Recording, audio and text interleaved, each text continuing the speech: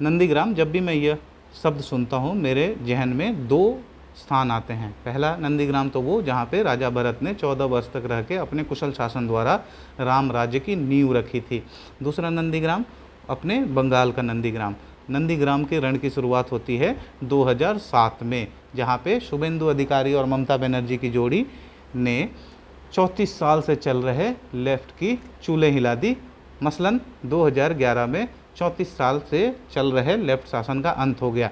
तब के रणनीतिकार ममता के दाहिने हाथ और सिपह सलाहकार रहे शुभेंदु अधिकारी ने ठीक 14 वर्ष बाद ममता बनर्जी से बगावत कर दी और बगावत करके बीजेपी में शामिल हो गए।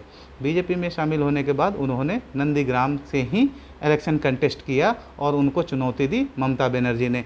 इस बार चेला गुरु पे भारी पड़ा और चेले ने गुरु को गुरु दक्षिणा में दी मात। ममता 1956 वोटों से हार गई। ममता पूरा बंगाल जीत गई, लेकिन नंदीग्राम में शुभेंदु के किले को ढहा नहीं पाई। इसकी टीस ममता को इतनी हुई कि ममता बनर्जी ने अब कर दिया है उस पूरे इलेक्शन की प्रक्रिया को चैलेंज।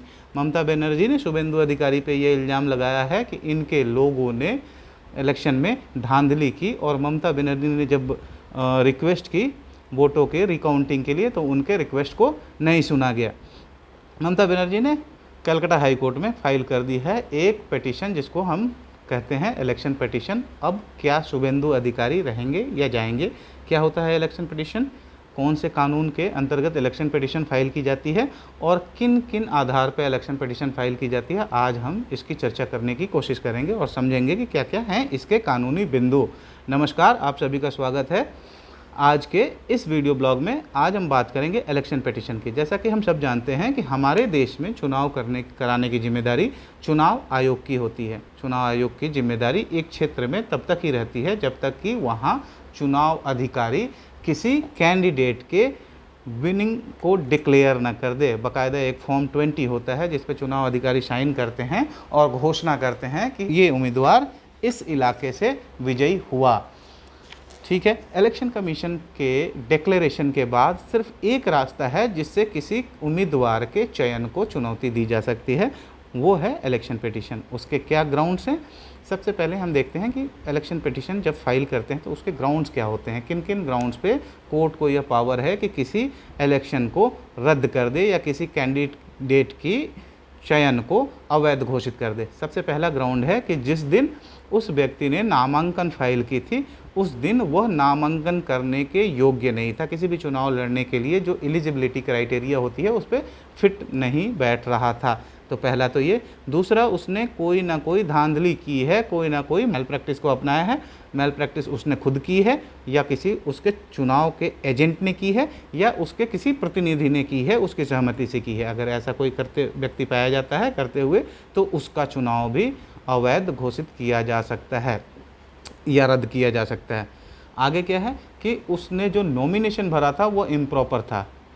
चौथा क्या है कि उसने किसी संवैधानिक प्रावधान, रिप्रेजेंटेशन ऑफ पीपल्स एक्ट के प्रावधान या रिप्रेजेंटेशन ऑफ पीपल एक्ट में बनाए गए नियमों की अवहेलना की है। इन सब परिस्थितियों में किसी व्यक्ति के चुनाव को हाई कोर्ट अवैध घोषित कर सकती है। अब आगे देखते हैं हम कि ये चुनाव याचिका कहाँ फाइल की जाती है। एमएलएज और एमपी के केसेस में ये चुनाव याचिका को सुनने का क्षेत्राधिकार संबंधित हाई कोर्ट को है।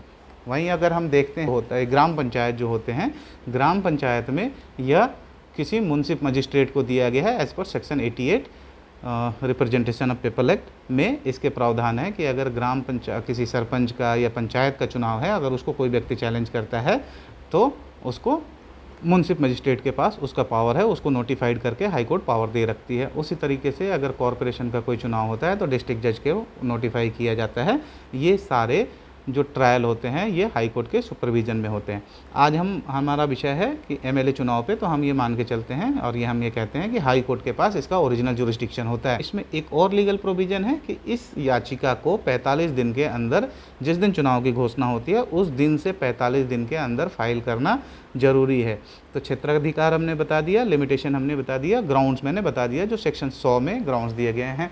अब हम देखते हैं कि सेक्शन 100 में जो दूसरा ग्राउंड है धांधली का, मैल प्रैक्टिस का, कि जो उम्मीदवार है उसका कोई प्रतिनिधि है, उसका कोई एजेंट है, वो कोई मैल प्रैक्टिस करता है। अब ये मैल प्रैक्टिसेस कौन कौन से हो सकते हैं, तो सबसे पहले हम देखते हैं कि ये मैल प्रैक्टिसेस कहाँ दिए हुए हैं। मैल प्रैक्टिसेस को बताया गया है section 123 representation of people's act में। क्या उसमें लिखा गया है कि यदि कोई किसी व्यक्ति को ब्राइब दे करता है, घूस देता है, कोई गिफ्ट देता है, लालच देता है, प्रलोभन देता है, या फिर कोई चीज़ देने का वादा करता है, ऐसे व्यक्ति के चुनाव को अवैध घोषित किया जा सकता है, ये मैल प्रैक्टिस माना जाएगा। दूसरा है कि अगर कोई किसी व्यक्ति को धमकाता है, डराता है, थ्रेट करता है। तीसरा, अपने दबाव या प्रभाव का इस्तेमाल करता है। चौथा, कास्ट, क्रीड, कम्युनिटी, रिलीजन, संप्रदाय, जाति, धर्म, रंग के आधार पर किसी को वोट देने से रोकता है या दो पक्षों में शत्रुता फैलाने के काम करता है जिससे चुनाव पे प्रभाव पड़े। सरकारी अधिकारियों को अपने चुनाव कार्यों में लगाता है, उनका इस्तेमाल करता है, गवर्नमेंट सिस्टम और मशीनरी को इस्तेमाल करता है, नेशनल सिंबल्स को यूज़ करता है, गलत प्रचार करता है, दुष्प्रचार करता है, गलत खबरें को पब्लिश करता है या फैलाता है, रूमर्स फैलाता है, अपने जो एक्सपेंसेस हैं उसे कम करके बताता है या बूथ लूटने का काम करता है। इन सब परिस्थितियों में ऐसी किसी भी काम को मैल प्रैक्टिस माना जाएगा, और अगर ऐसा करते हुए कोई कैंडिडेट पाया जाता है तो उसका चयन सेक्शन 100 के अंतर्गत रद्द किया जा सकता है। अब जो पेटिशनर होता है वो कोर्ट से क्या याचना करता है? जो पेटिशनर होता है वो कोर्ट से याचना कर सकता है कि इस कैंडिडेट की, जो विनिंग कैंडिडेट है, इसका चुनाव रद्द कर दिया जाए, और चूंकि मैं दूसरे नंबर पे था इसलिए मुझे वहाँ से निर्वाचित घोषित कर दिया जाए। या फिर अगर उसके पहले दो हैं तो वो कहेगा इन दोनों के चुनाव में धांधली है, इन दोनों के निर्वाचन को रद्द कर दिया जाए और मुझे वहाँ से चयनित घोषित किया जाए। तो कोर्ट के पास क्या पावर है? कोर्ट के पास ये पावर है कि कोर्ट पूरे के पूरे चुनाव प्रक्रिया को ही अवैध घोषित करके फ्रेश इलेक्शन करा सकती है, या किसी नए कैंडिडेट को भी वहाँ पे विनर डिक्लेयर कर सकती है। एक बात और है कि इस इलेक्शन पिटीशन को फाइल कौन करता है? जनरली ये इलेक्शन पिटीशन जो हारा हुआ कैंडिडेट होता है 2 नंबर का, वो फाइल करता है, लेकिन ऐसी कोई बाध्यता नहीं है।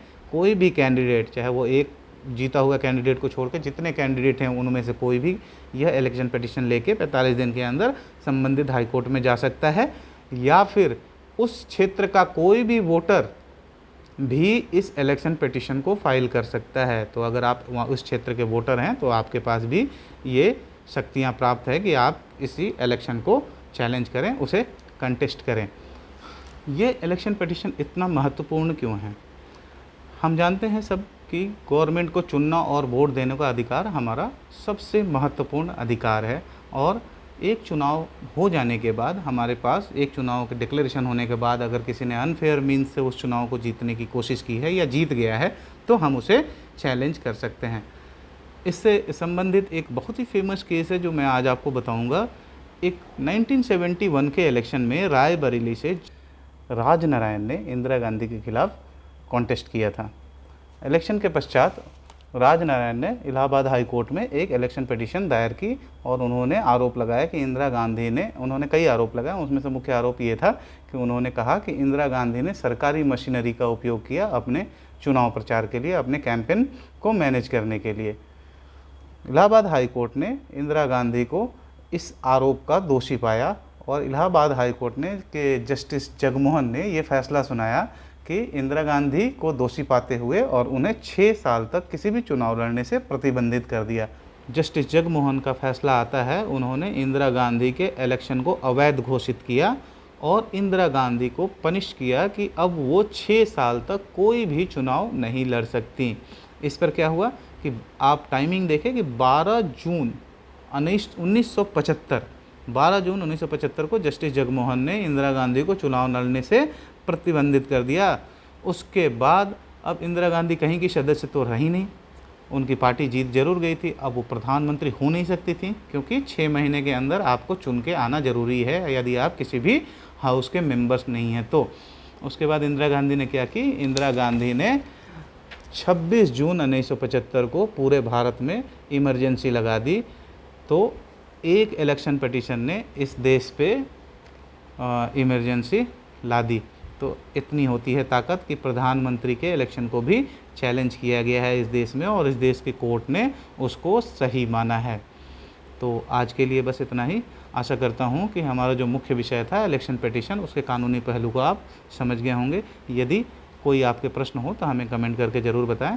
मिलते हैं ऐसे ही किसी वीडियो में, तब तक जुड़े रहिए हमारे साथ। नमस्कार, थैंक यू वेरी मच।